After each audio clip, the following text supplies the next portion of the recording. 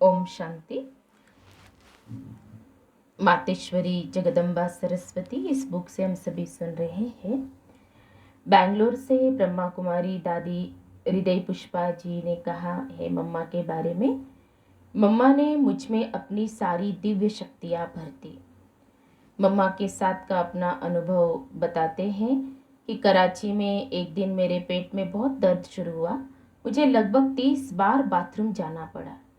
इसकी मुझे कोई चिंता नहीं थी, क्योंकि मेरा दृढ़ निश्चय था कि जीवन भगवान के हाथ में है। मेरा रक्षक भगवान है, चाहे यहाँ रखे चाहे अपने वतन में ले जाए, जैसी उनकी इच्छा। बाद में मैं बाबा कहकर बेहोश होकर गिर पड़ी।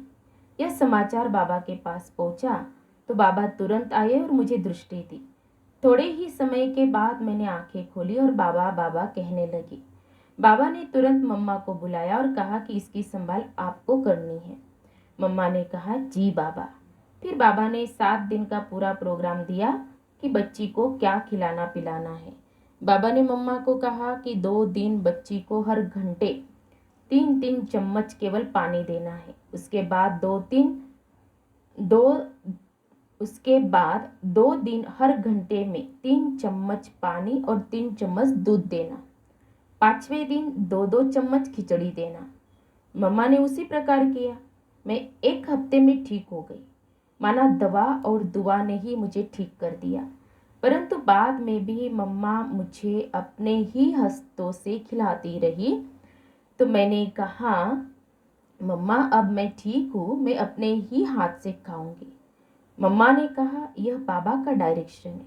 जब बाबा कहेंगे तभी आप अपने हाथ से खा सकती हो। अगले दिन मम्मा ने मुझे रात को 10 बजे अपने कमरे में आने को कहा। मैं मम्मा के कमरे में गई तो मम्मा ने संदली पर बैठ मुझे सामने बिठाकर रात 10 बजे से सुबह 4 बजे तक दृष्टि देकर योग करवाया। मुझे ऐसा अनुभव हुआ कि मम्मा ने मुझ में अपनी सारी दिव्य शक्तियाँ भर दी हो और मैं एक दिव्य प्रकाश में बैठी हूँ।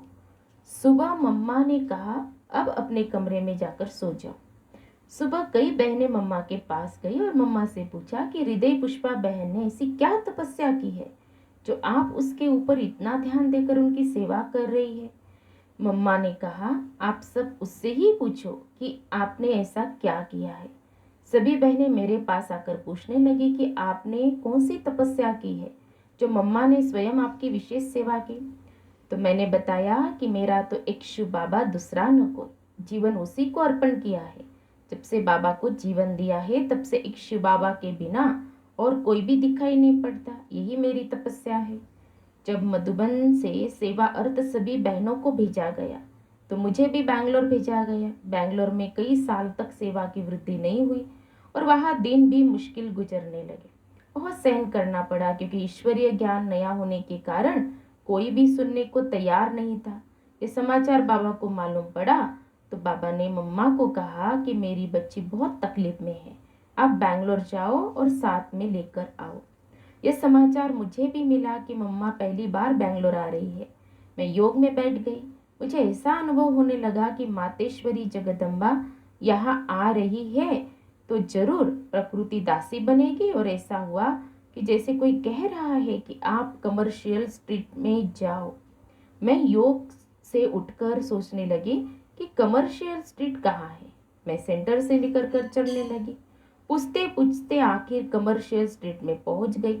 लेकिन कमर्शियल स्ट्रीट में किससे मिलना है ये पता नहीं था। मन में आवाज आई कि आगे चलो। मैं आगे चल दी। थोड़ी दूर गई तो देखा एक बड़ा सेठ अपनी दुकान में जा रहा है। तो मुझे अंदर में फिर आवाज आई, इस दुकान के मालिक से जाकर मिलो, यह जगदम्बा का भक्त है। मैं उस दुकान में गई तो दुकान के मालिक ने पूछा, माता जी आपको क्या चाहिए। मैंने कहा आप जगदम्बा को जानते हो। उसने कहा हाँ हाँ, मैं तो जगदम्बा का भक्त हूँ। तब मैंने कहा वह जगदम्बा अभी चैतन्य में है और बैंगलोर आ रही है।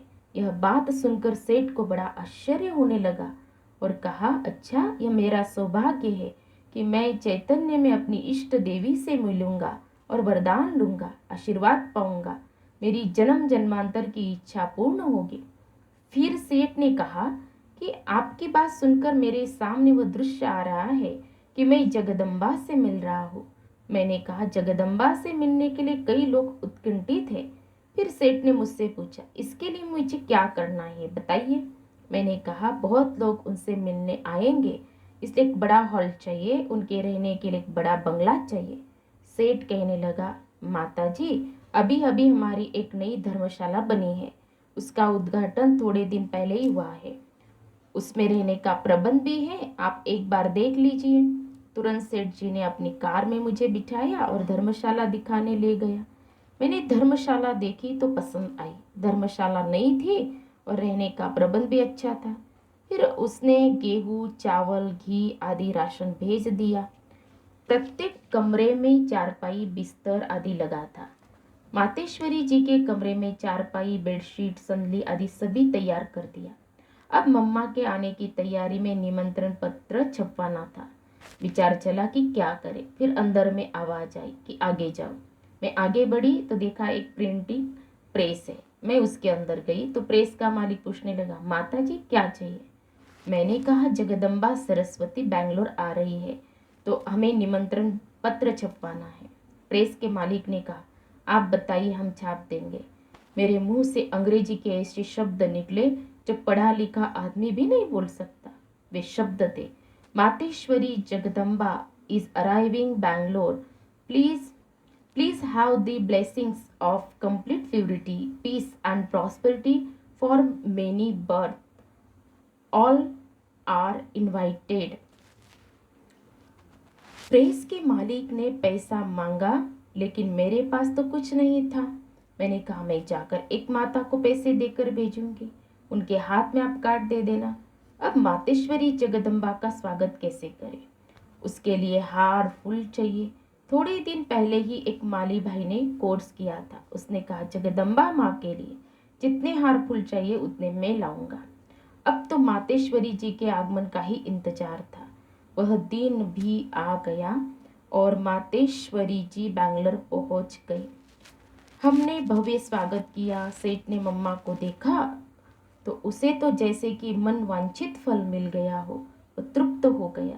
मम्मा से कई बड़े बड़े लोग भी मिलने के लिए आए और मम्मा की वाणी सुनकर बहुत आनंदित हुए। ब्राह्मण परिवार भी मिला, सब बहुत खुश हुए। एक सप्ताह मम्मा बैंगलोर में रही। मम्मा के वापस जाने का दिन आ पहुंचा तो मम्मा ने मुझसे कहा, आपने हमको बाबा का घर तो दिखाया ही नहीं। मैं बातों बातों में टालती रही, लेकिन मम्मा जब बार बार कहने लगी तो मैं जहाँ रहती थी वहाँ ले गई। जो एक छोटा सा कमरा था, उसी में खाना बनाना भी, खाना भी, क्लास भी कराना, विश्राम भी करना, कोर्स भी कराना। यह मम्मा ने देखा तो कहा, आप लोगों को तो बाबा ने शहजादियों के माफिक पाला है। अभी आपका यह रहन सहन मुझसे देखा नहीं जाता, इसलिए बाबा ने मुझे खास आपको ले आने के लिए भेजा है।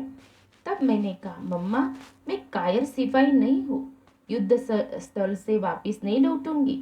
तब मम्मा ने कहा, आप थोड़ी आ रही है, बाबा बुला रहे हैं, आप मेरे साथ चलो। मैंने कहा, मर मिटेंगे लेकिन हटेंगे नहीं, मैं गुलदस्ता बनाकर ही बाबा के पास आऊंगी। मेरा दृढ़ निश्चय सुनकर मम्मा वापस बाबा के पास आबू पहुंच गई। इस तरह मम्मा ने विनम्र सेवाधारी माँ बनकर बीमारी के समय मेरा उपचार किया और संकटमय समय पर सेवा स्थान पर आकर सहयोग दिया, स्नेह दिया तथा सेवा स्थल पर आगे बढ़ने की मुझ में शक्ति भर दी। अच्छा, ओम शांति।